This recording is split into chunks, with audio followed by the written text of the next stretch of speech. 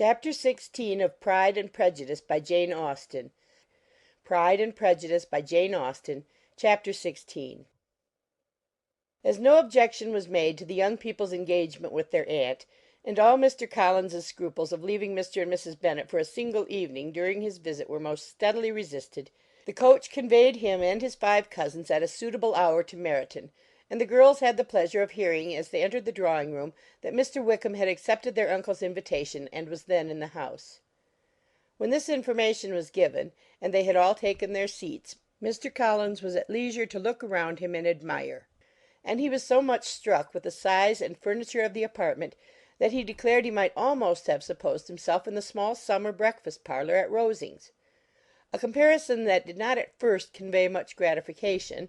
But when Mrs. Phillips understood from him what Rosings was, and who was its proprietor, when she had listened to the description of only one of Lady Catherine's drawing-rooms, and found that the chimney-piece alone had cost £800, she felt all the force of the compliment, and would hardly have resented a comparison with the housekeeper's room. In describing to her all the grandeur of Lady Catherine and her mansion, with occasional digressions in praise of his own humble abode, and the improvements it was receiving, he was happily employed until the gentlemen joined them, and he found in Mrs. Phillips a very attentive listener, whose opinion of his consequence increased with what she heard, and who was resolving to retail it all among her neighbours as soon as she could. To the girls, who could not listen to their cousin, and who had nothing to do but to wish for an instrument, and examine their own indifferent imitations of china on the mantelpiece, the interval of waiting appeared very long. It was over at last, however.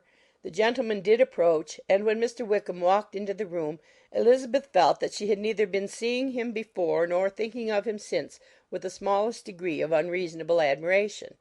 The officers of the shire were in general a very creditable, gentlemanlike set, and the best of them were of the present party; but Mr. Wickham was as far beyond them all in person, countenance, air, and walk, as they were superior to the broad-faced, stuffy Uncle Phillips breathing port wine who followed them into the room. Mr. Wickham was the happy man towards whom almost every female eye was turned, and Elizabeth was the happy woman by whom he finally seated himself, and the agreeable manner in which he immediately fell into conversation, though it was only on its being a wet night, made her feel that the commonest, dullest, most threadbare topic might be rendered interesting by the skill of the speaker. With such rivals for the notice of the fair as Mr. Wickham and the officers, Mr. Collins seemed to sink into insignificance. To the young ladies he certainly was nothing, but he had still at intervals a kind listener in Mrs. Phillips, and was, by her watchfulness, most abundantly supplied with coffee and muffin. When the card tables were placed, he had the opportunity of obliging her in turn by sitting down to whist. "I know little of the game at present," said he, "but I shall be glad to improve myself, for in my situation in life—" Mrs. Phillips was very glad for his compliance, but could not wait for his reason. Mr. Wickham did not play at whist, and with ready delight was he received at the other table between Elizabeth and Lydia. At first there seemed danger of Lydia's engrossing him entirely, for she was a most determined talker; but being likewise extremely fond of lottery tickets, she soon grew too much interested in the game, too eager in making bets and exclaiming after prizes, to have attention for any one in particular. Allowing for the common demands of the game, Mr. Wickham was therefore at leisure to talk to Elizabeth, and she was very willing to hear him, though what she chiefly wished to hear she could not hope to be told, the history of his acquaintance with Mr. Darcy. She dared not even mention that gentleman. Her curiosity, however, was unexpectedly relieved. Mr. Wickham began the subject himself. He inquired how far Netherfield was from Meryton, and after receiving her answer, asked in a hesitating manner how long Mr. Darcy had been staying there. "About a month," said Elizabeth, and then, unwilling to let the subject drop, added, "He is a man of very large property in Derbyshire, I understand." "Yes," replied Mr. Wickham. "his estate there is a noble one, a clear 10,000 per annum. You could not have met with a person more capable of giving you certain information on that head than myself, for I have been connected with his family in a particular manner from my infancy." Elizabeth could not but look surprised. "You may well be surprised, Miss Bennet, at such an assertion, after seeing, as you probably might, the very cold manner of our meeting yesterday. Are you much acquainted with Mr. Darcy? As much as I ever wished to be. cried Elizabeth very warmly. I have spent 4 days in the same house with him, and I think him very disagreeable. I have no right to give my opinion, said Wickham, as to his being agreeable or otherwise. I am not qualified to form one. I have known him too long and too well to be a fair judge. It is impossible for me to be impartial, but I believe your opinion of him would in general astonish, and perhaps you would not express it quite so strongly anywhere else. Here you are in your own family. Upon my word, I say no more here than I might say in any house in the neighbourhood, except Netherfield. He is not at all liked in Hertfordshire. Everybody is disgusted with his pride. You will not find him more favourably spoken of by any one. I cannot pretend to be sorry, said Wickham, after a short interruption, that he, or that any man should not be estimated beyond their deserts. But with him I believe it does not often happen. The world is blinded by his fortune and consequence, or frightened by his high and imposing manners, and sees him only as he chooses to be seen. I should take him, even on my slight acquaintance, to be an ill-tempered man. Wickham only shook his head. I wonder, said he, at the next opportunity of speaking, whether he is likely to be in this country much longer. I do not at all know, but I heard nothing of his going away when I was at Netherfield. I hope your plans in favour of the Blankshire will not be affected by his being in the neighbourhood. Oh, no, it is not for me to be driven away by Mr. Darcy. If he wishes to avoid seeing me, he must go. We are not on friendly terms, and it always gives me pain to meet him, but I have no reason for avoiding him but what I might proclaim before all the world, a sense of very great ill-usage, and most painful regrets at his being what he is. His father, Miss Bennet, the late Mr. Darcy, was one of the best men that ever breathed, and the truest friend I ever had. And I can never be in company with this Mr. Darcy without being grieved to the soul by 1,000 tender recollections. His behaviour to myself has been scandalous, but I verily believe I could forgive him anything and everything rather than his disappointing the hopes and disgracing the memory of his father. Elizabeth found the interest of the subject increase, and listened with all her heart, but the delicacy of it prevented further inquiry. Mr. Wickham began to speak on more general topics. Meryton, the neighbourhood, the society, appearing highly pleased with all that he had yet seen, and speaking of the latter with gentle but very intelligible gallantry. It was the prospect of constant society and good society, he added, which was my chief inducement to enter the shire. I knew it to be a most respectable, agreeable corps, and my friend Denny tempted me further by his account of their present quarters, and the very great attentions and excellent acquaintances Meryton had procured them. Society, I own, is necessary to me. I have been a disappointed man, and my spirits will not bear solitude. I must have employment and society. A military life is not what I was intended for, but circumstances have now made it eligible. The church ought to have been my profession. I was brought up for the church, and I should at this time have been in possession of a most valuable living, had it pleased the gentleman we were speaking of just now. Indeed? Yes, the late Mr. Darcy bequeathed me the next presentation of the best living in his gift. He was my godfather, and excessively attached to me. I cannot do justice to his kindness. He meant to provide for me amply, and thought he had done it. But when the living fell, it was given elsewhere. Good heavens! cried Elizabeth. But how could that be? How could his will be disregarded? Why did you not seek legal redress? There was just such an informality in the terms of the bequest as to give me no hope from law. A man of honour could not have doubted the intention, but Mr. Darcy chose to doubt it, or to treat it as a merely conditional recommendation, and to assert that I had forfeited all claim to it by extravagance, imprudence, in short, anything and nothing. Certain it is that the living became vacant 2 years ago, exactly as I was of an age to hold it, and that it was given to another man, and no less certain is it that I cannot accuse myself of having really done anything to deserve to lose it. I have a warm, unguarded temper, and I may have spoken my opinion of him, and to him, too freely. I can recall nothing worse. But the fact is that we are very different sort of men, and that he hates me. This is quite shocking. He deserves to be publicly disgraced. Some time or other he will be, but it shall not be by me. Till I can forget his father, I can never defy or expose him. Elizabeth honoured him for such feelings, and thought him handsomer than ever as he expressed them.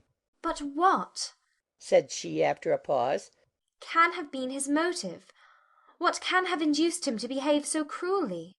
A thorough, determined dislike of me, a dislike which I cannot but attribute in some measure to jealousy.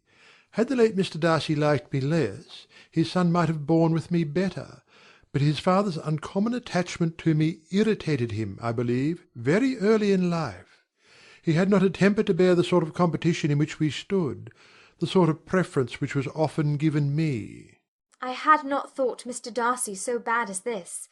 Though I have never liked him, I had not thought so very ill of him. I had supposed him to be despising his fellow creatures in general, but did not suspect him of descending to such malicious revenge, such injustice, such inhumanity as this.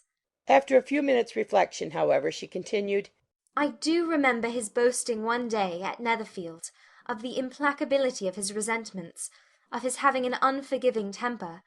His disposition must be dreadful.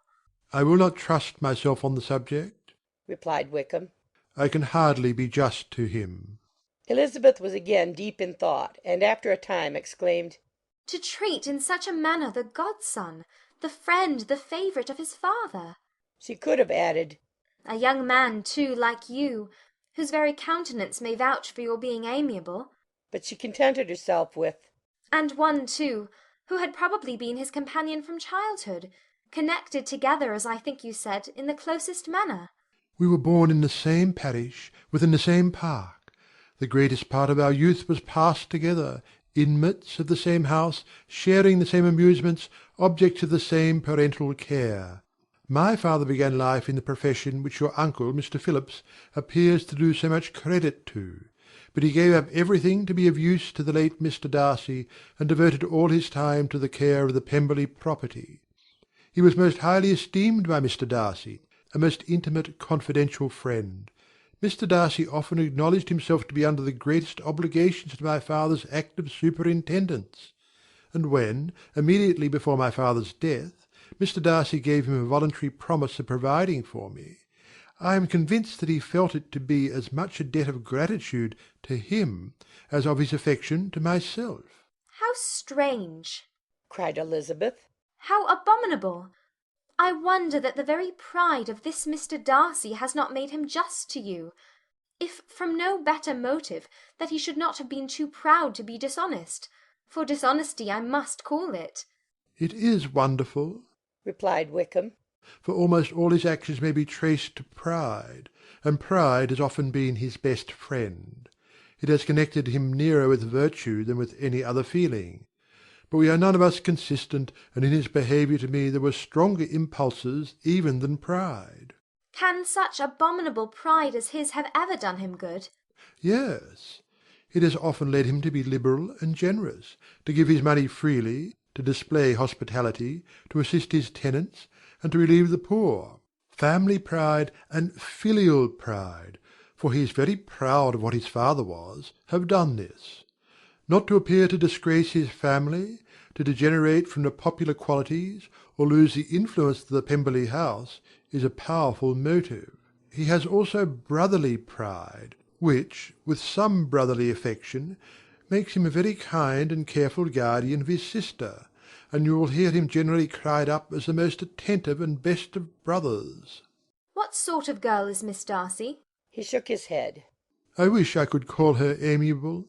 It gives me pain to speak ill of a Darcy, but she is too much like her brother, very, very proud.